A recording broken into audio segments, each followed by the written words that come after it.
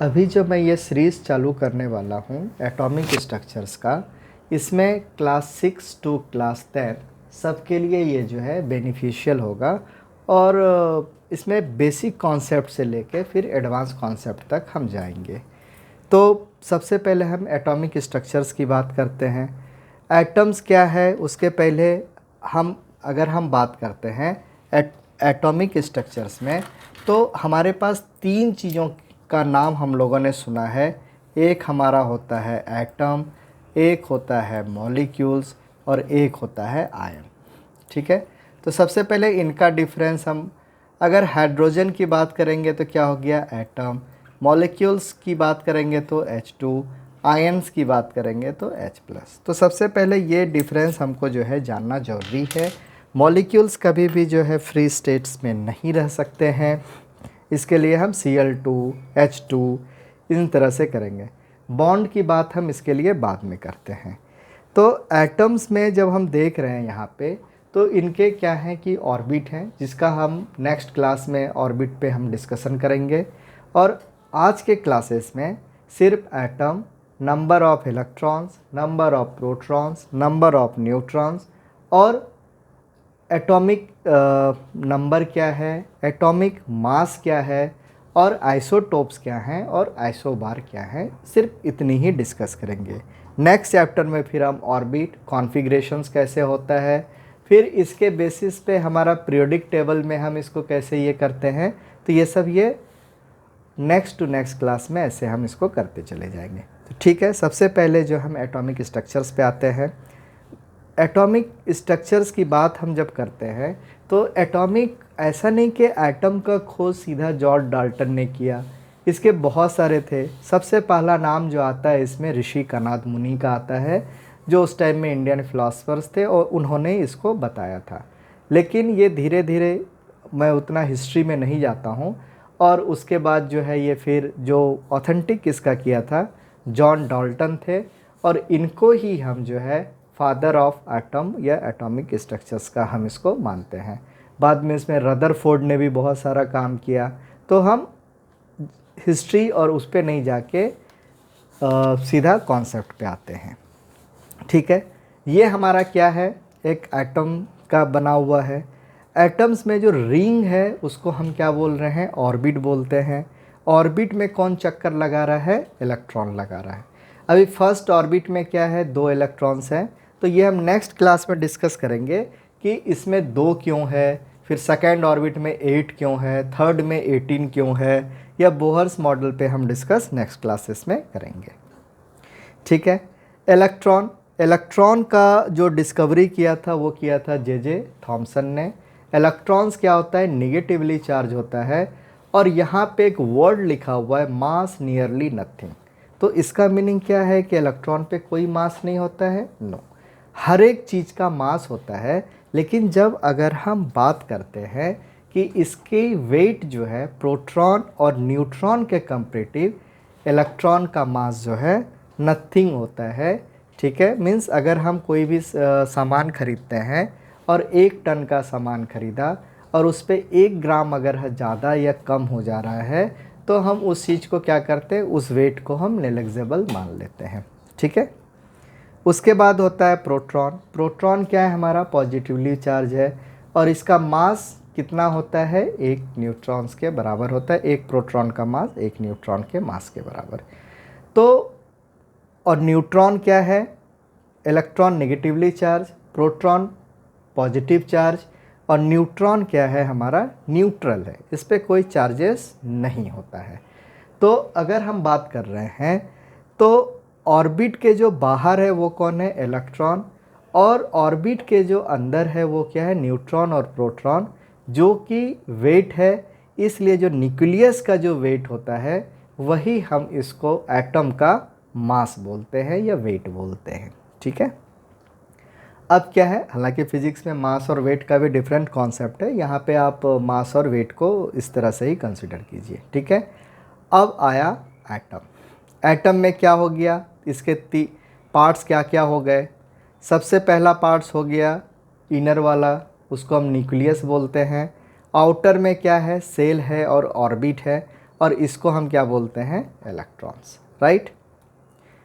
अब यहाँ पे हम बात करते हैं हाइड्रोजन, ठीक है।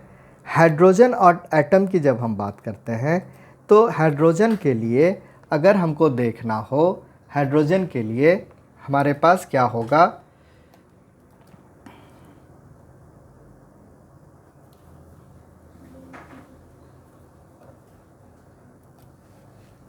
हाइड्रोजन की बात अगर हम कर रहे हैं तो हाइड्रोजन के लिए यहाँ पे क्या लिखा हुआ है, 1H1, राइट। 1H1 मतलब क्या है, हाइड्रोजन का जो मास है वो कितना है, 1 है, और हाइड्रोजन का वेट कितना है, 1.008, ठीक है। तो अब यहाँ से हमको क्या क्या इन्फॉर्मेशन मिल रहा है, इसको हम लिख रहे हैं 1H1, ठीक है। सबसे पहले इसमें क्या हो गया, एटॉमिक नंबर, उसके बाद हम क्या बात करेंगे, एटॉमिक मास, फिर हम क्या बात करेंगे, इसका number of electrons, number of protons, number of neutrons और वैलेंसी, ठीक है। नेक्स्ट क्लास में हम पीरियोडिक टेबल के बारे में बात करेंगे, या इस तरह से धीरे धीरे हम बात करेंगे। वैलेंसी भी मैं नेक्स्ट चैप्टर में ही कंप्लीट करूंगा, क्योंकि वहाँ पे हमको ऑर्बिट का कॉन्सेप्ट जानना ज़रूरी है, ठीक है। तो अगर हम बात कर रहे हैं तो 1 क्या है, हमारा एटॉमिक नंबर है, और 1 क्या है, हमारा एटॉमिक मास है, ठीक है। एटॉमिक नंबर और एटॉमिक मास। एटॉमिक नंबर की जब हम बात करते हैं तो एटॉमिक नंबर हमारा क्या होता है, atomic number nothing, it's a number of protons. तो नंबर ऑफ प्रोटॉन्स कितने हो गए, 1। किसी भी एटम में नंबर ऑफ प्रोटॉन और नंबर ऑफ इलेक्ट्रॉन क्या होगा, सेम होगा। हालांकि आयंस के लिए नहीं होगा। आयंस में क्या होता है कि आयंस जो होता है हमारा, इलेक्ट्रॉन्स रिसीव करता है या गेन करता है या डोनेट करता है, उसके बेसिस पे हमारा इलेक्ट्रॉन्स का नंबर जो है बदल जाता है, लेकिन प्रोटॉन्स का नंबर हमारा नहीं बदलेगा। फिर हम बात करते हैं मास नंबर की।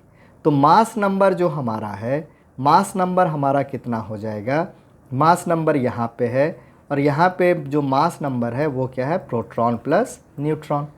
तो इसका वेट कितना आ रहा है हमारा, 1, और हमारे पास प्रोटॉन का नंबर कितना हो रहा है, 1। तो 1 माइनस पी, और ये हमारा 1 माइनस 1, और ये क्या हो गया, 0। तो न्यूट्रॉन का नंबर्स क्या हो जाएगा, 0। तो और अभी वैलेंसी और पीरियोडिक टेबल में पोजीशन, इसका हम नेक्स्ट क्लास में करेंगे, ठीक है।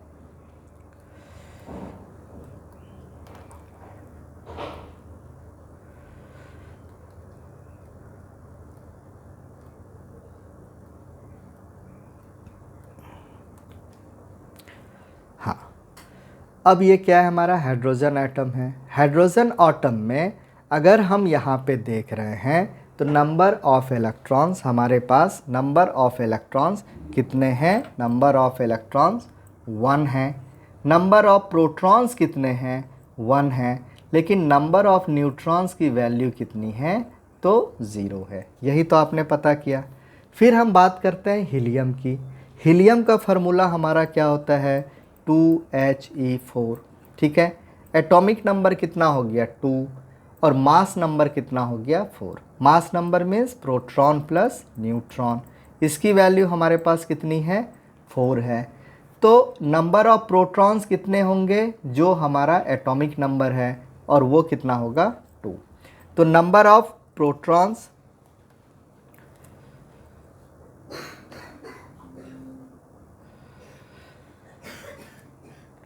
इसको और अच्छे से समझते हैं, ठीक है।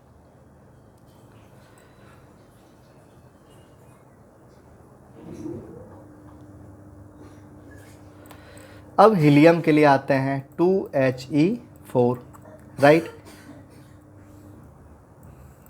एटॉमिक नंबर, एटॉमिक मास, उसके बाद हम लोग आते हैं नंबर ऑफ इलेक्ट्रॉन, प्रोटॉन और न्यूट्रॉन्स का। इलेक्ट्रॉन्स का खोज किसने किया था, किसने डिस्कवर किया था, जे थॉमसन ने। प्रोटॉन को किसने किया था, रदरफोर्ड ने, और न्यूट्रॉन को किसने किया था, चैडविक ने, राइट।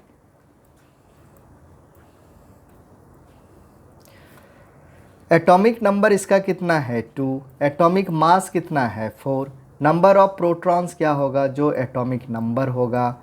नंबर ऑफ इलेक्ट्रॉन्स क्या होगा, जो प्रोटॉन्स का नंबर होगा।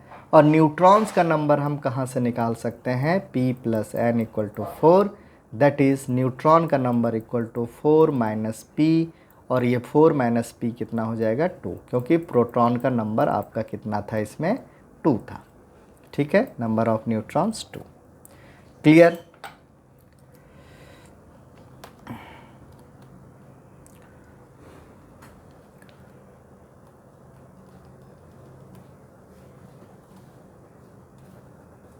हीलियम के लिए आपको पता हो गया। हीलियम में अगर हम बात कर रहे हैं, मास नंबर इसके कितने थे, 4, और मास नंबर क्या होता है, number of protons plus number of neutrons. ठीक है, सिंबल को हम दिखा रहे हैं, सिंबल इसका क्या हो गया, हीलियम है। और आपका प्रोटॉन्स का नंबर क्या है, number of protons obviously it is 2, and that is the number of electron also.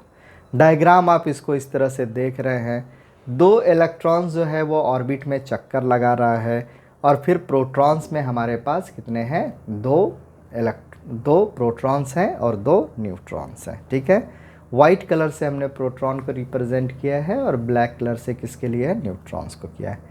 उसी तरह से अब हम बात कर रहे हैं हीलियम की। तो यहाँ पे हम लोग क्या देख रहे हैं, 2 ऑर्बिट है, जो कि हम नेक्स्ट क्लास में इसकी बात करेंगे। अभी ऑर्बिट के लिए इसको छोड़ दीजिए, ये हमारा बोर्स मॉडल पे चलता है, तो मैं इसको नेक्स्ट क्लासेस में ऑर्बिट पे डिस्कस करूँगा। ठीक है, उसी तरह से अगर हम बेरिलियम की बात करते हैं, तो अभी रैंडम हम कोई भी एक नंबर्स लेते हैं बेसिस ऑन पीरियोडिक टेबल। तो पीरियोडिक टेबल के बेसिस पे हम एक नंबर ले लेते हैं कोई भी, और वहाँ से हम देखते हैं। ठीक है, तो अभी हम पीरियोडिक टेबल में हम ले लेते हैं एक नंबर, और उस नंबर को हम क्या लेते हैं, सोडियम। सोडियम को अगर आप देख रहे हैं, सोडियम का एटॉमिक नंबर कितना है, 11, और मास नंबर इसका कितना है, 12.990। अगर हम 12.990 की बात करें, तो ये नियरली किसके बराबर हो जाएगा, 13 के बराबर हो जाएगा, राइट। सॉरी 23। तो अगर हम सोडियम की बात करते हैं, सोडियम 1123।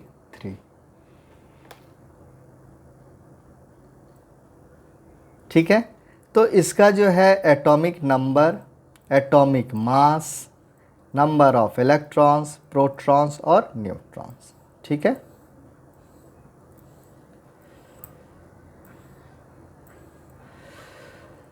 एटॉमिक नंबर इसका कितना आ रहा है, एटॉमिक नंबर्स आपका कितना है, 11। सोडियम को क्या लिखा था, 11, और ये था 22.990, डेट इज़ 23। एटॉमिक नंबर कितना है, 11। एटॉमिक मास कितना है, 23। नंबर ऑफ प्रोटॉन्स कितना है, 11। नंबर ऑफ इलेक्ट्रॉन्स भी क्या हो गया, 11। और न्यूट्रॉन्स का नंबर हमारे पास क्या हो जाएगा, हमारे पास क्या है, protons plus neutrons equal to, ठीक है, 23, और ये हमारा क्या हो जाएगा, proton equal to 23 - 11, that is 12। ठीक है, तो ये हमारा निकल जा रहा है। उसके बाद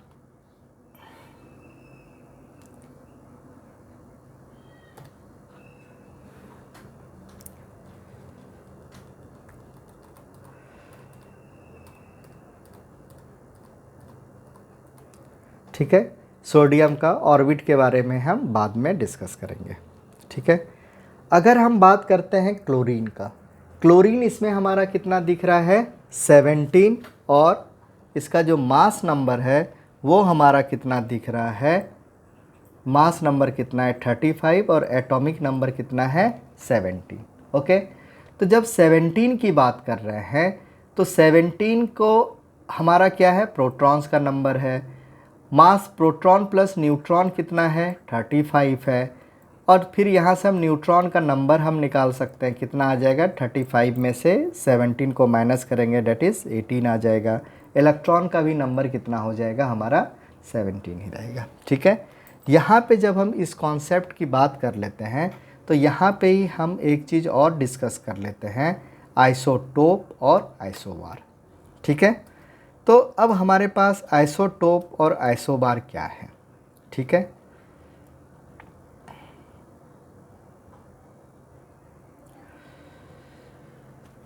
ये क्या दिख रहा है आपको, 3 एटम दिख रहे हैं और 3 एटम में जो आपको क्या है, आर्गन है और पोटेशियम है और आपका क्या दिख रहा है, आर्गन है, पोटेशियम है और कैल्शियम है।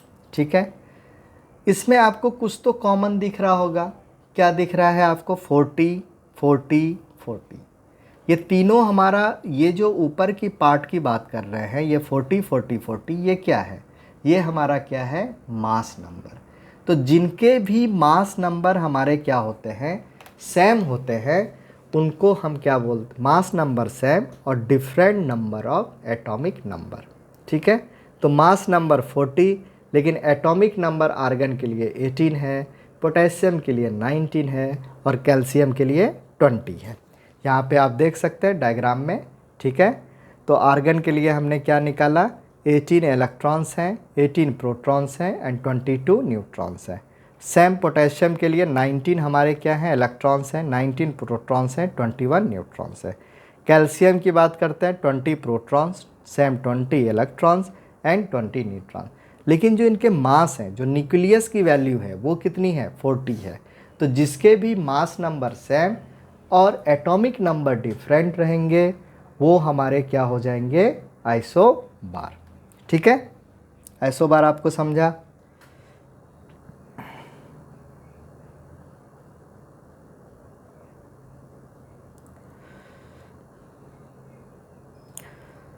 अब हम बात करते हैं आइसोटोप्स की। ठीक है, और उसके बाद हम बात करेंगे आइसोटोन्स की। तो आइसोटोप क्या होते हैं, आइसोटोप वो होते हैं जिनके कि हमारे मास नंबर तो डिफरेंट होंगे, लेकिन एटॉमिक नंबर जो हैं वो सेम होंगे। ठीक है, तो पहले इस पे आते हैं हम लोग, एक दो एग्जांपल्स देख लेते हैं।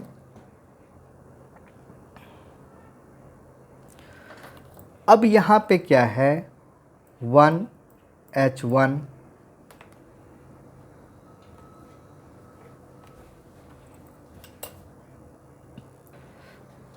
तो अब हम देख रहे हैं 1H1 1H2 और 1H3। ठीक है, अब इसमें क्या है, जब हम इसकी एटॉमिक नंबर की बात करेंगे तो सबका एटॉमिक नंबर कितना है, एटॉमिक नंबर कितना है, 1 है। लेकिन एटॉमिक मास जो है वो क्या है, डिफरेंट है।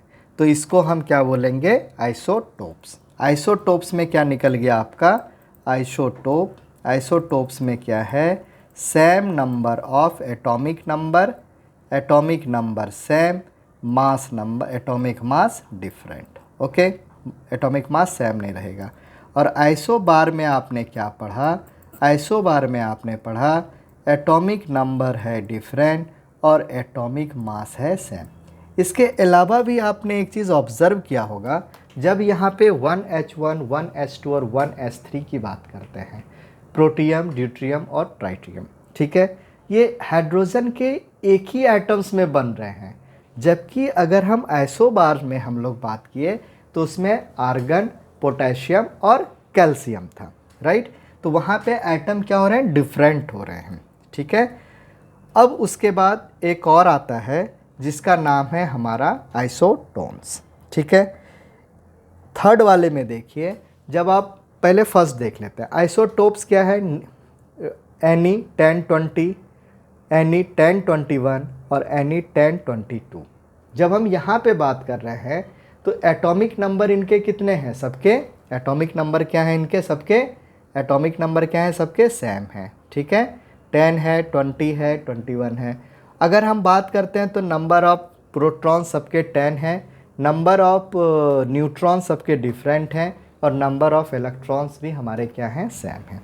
ठीक है, आइसोबार के बारे में भी हमको पता चल गया, इनके मास नंबर क्या होंगे, सेम होंगे, लेकिन इसके आपके जो है डिफरेंट डिफरेंट नंबर है। अब आइसोटोन्स में अगर आप देखिए, एक है कार्बन, दूसरा है नाइट्रोजन और तीसरा है ऑक्सीजन।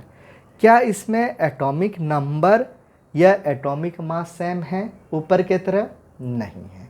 तो इसमें क्या चीज़ कॉमन है? अगर आप डायग्राम को देखते हैं, अगर हम बात करते हैं C614 की बात अगर हम करें तो इसमें नंबर ऑफ प्रोटॉन्स कितने हैं? 6। नंबर ऑफ इलेक्ट्रॉन्स भी कितने हैं? 6। लेकिन नंबर ऑफ न्यूट्रॉन्स की बात अगर हम कर रहे हैं तो कितने हैं? 8। सिमिलरली इसके लिए अगर हम निकालते हैं, नंबर्स ऑफ इलेक्ट्रॉन्स कितने हैं? 7। प्रोटॉन्स कितने हैं? 7। और न्यूट्रॉन्स कितने हैं? n। और यहाँ पे थर्ड की बात करते हैं ऑक्सीजन 816 के लिए, तो number of electrons 8, number of protons 8 और नंबर ऑफ न्यूट्रॉन्स 8। तो आप कुछ इसमें देख रहे हैं क्या कुछ कॉमन है? यस, जो ब्लू कलर में है जिसको हम नंबर ऑफ न्यूट्रॉन्स बोलते हैं, वो क्या है? हमारे पास सेम है। तो ऐसे चीज़ को हम क्या बोलते हैं? जिसके नंबर ऑफ न्यूट्रॉन सेम होंगे उसको हम क्या बोलेंगे? आइसोटोन्स। ठीक है, तो आई थिंक्स आपको ये समझ में आया रहेगा आइसोटोप्स क्या है, आइसोबार क्या है और आइसोटोन्स क्या है। आज की लेक्चर को यहीं पे ख़त्म करते हैं और नेक्स्ट लेक्चर में हम लोग डिस्कस करेंगे कि हमारा ऑर्बिट कैसे है और इलेक्ट्रॉनिक कॉन्फ़िगरेशन हम कैसे कर सकते हैं, और फिर उसके बाद हम पीरियोडिक टेबल में इसका कुछ ट्रिक्स हैं जो हम याद कर सकते हैं पीरियोडिक टेबल को बहुत इजीली तरह से। जैसे हमारे लिए ना करो रब से फरियाद, बेटा मांगे कार स्कूटर बाप राजी। ठीक है, इस तरह से बहुत सारे सीक्वेंस से हम जो है एस ब्लॉक और पी ब्लॉक एलिमेंट को हम कर सकते हैं। तो आज के लिए आपको क्वेश्चंस है। सबसे पहले नंबर ऑफ इलेक्ट्रॉन, प्रोटॉन और न्यूट्रॉन्स एस ब्लॉक और पी ब्लॉक एलिमेंट्स के लिए निकालना है। आइसोटोप्स, आइसोबार और आइसोटोन्स क्या है, और स्पेशली आइसोटोप और आइसोबार में क्या डिफरेंसेस है। एक डिफरेंसेस तो हमको पता है कि एटॉमिक नंबर है, दूसरा हमको पता हो रहा है कि आइसोटोप्स में जहाँ हमारे एटम्स एक ही हैं, आइसोबार में हमारे क्या हो जा रहे हैं? एटम्स क्या हो जा रहे हैं? एटॉमिक नंबर जो हैं आपके डिफरेंट हैं और मासेस क्या हैं? सेम हैं। आइसोटोन्स में क्या हो रहे हैं? नंबर ऑफ न्यूट्रॉन्स हमारे सही हैं। एक चीज़ और मैं यहाँ पे बताना चाहूँगा, क्लास फिनिश होने से पहले, अगर आयंस हो तो क्या होगा? ठीक है, क्योंकि ये भी पूछ लेते हैं कभी कभी। अब मान लीजिए Na है और Na प्लस आपको लिख दिया, इसमें आपसे पूछा कि नंबर ऑफ इलेक्ट्रॉन, प्रोटॉन और न्यूट्रॉन्स का नंबर बताइए, तो आप क्या करते हैं? Na23। ठीक है, नंबर ऑफ प्रोटॉन्स तो क्या रहेगा? हमारा सेम रहेगा। प्रोटॉन्स प्लस न्यूट्रॉन्स की भी वैल्यू कितनी है? 23। लेकिन क्या नंबर ऑफ इलेक्ट्रॉन सेम है? नो। यहाँ पे पॉजिटिव एक का मतलब है कि एक इलेक्ट्रॉन जो है हमारा क्या हुआ? एटम से निकल के हमारा क्या बन गया? आयन। तो पहले जो इलेक्ट्रॉन्स का नंबर था, number of proton that is 11, लेकिन उसमें से एक माइनस हो गया तो हमारे पास कितना हो जाएगा? 10। ठीक है, उसी तरह से Cl माइनस की बात अगर हम करते हैं तो क्लोरीन में कितना होता है? 1735। ठीक है, तो प्रोटॉन्स के नंबर 17, न्यूट्रॉन्स के नंबर 17 माइनस 35 18, लेकिन इलेक्ट्रॉन ये क्या कर रहा है? गेन कर रहा है। तो जब गेन करेगा तो इलेक्ट्रॉन्स का नंबर क्या हो रहा है? बढ़ रहा है, क्योंकि इस पर चार्जेस इलेक्ट्रॉन पे क्या होता है? नेगेटिव होता है। तो ये कितना हो गया? 18। होप आपको ये लेक्चर्स जो है अच्छा लगा रहेगा, जहाँ पे हम इलेक्ट्रॉन, प्रोटॉन, न्यूट्रॉन्स की बात कर सकते हैं, एटॉमिक स्ट्रक्चर्स की एक ब्रीफ नॉलेज ले सकते हैं, और आइसोटोप, आइसोबार या आइसोटोन्स क्या हैं उनके बारे में हमको पता लग जाता है। ठीक है, नेक्स्ट वीडियो में हम मिलते हैं जहाँ ऑर्बिट और पीरियोडिक टेबल की बात करेंगे।